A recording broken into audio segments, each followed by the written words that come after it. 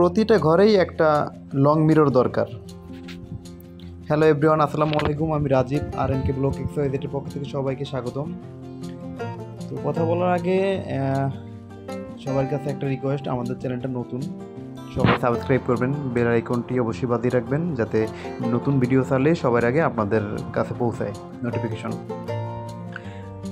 প্রত্যেকটা ঘরেই একটা করে মিরর দরকার। এটা বলার কারণ হচ্ছে গিয়ে যে ঘরে মিরর একটা সৌন্দর্যর একটা পার্ট। হ্যাঁ, মিররটা থাকলে ঘরের সৌন্দর্যটা আরও বৃদ্ধি পায়। আর মিরর থাকার বা রাখার অনেকগুলো প্লাস পয়েন্ট আছে।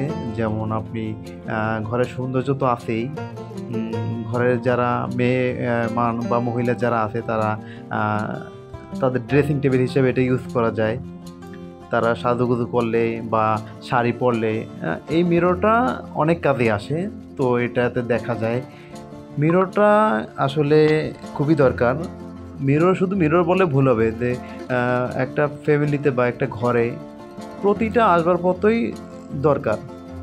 মানে একটা জায়গায় আর একটা লাগেই আর কি, একটা থেকে আর একটা, মানে কোনোটার থেকে কোনোটা কম নাই, সবগুলোই দরকারি জিনিস।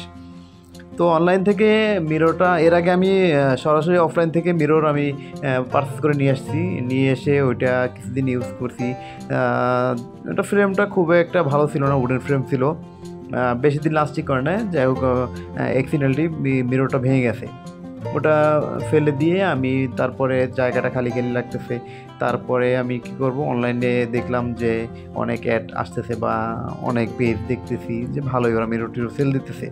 সেখান থেকে আমি একটা মিরর নিলাম রাউন্ড শেপের। আগেটা ছিল স্কোয়ার, এখন রাউন্ড শেপের একটা মিরর নিয়েছি। এই মিররটা বডিটা মেটাল, স্টান সহকারে।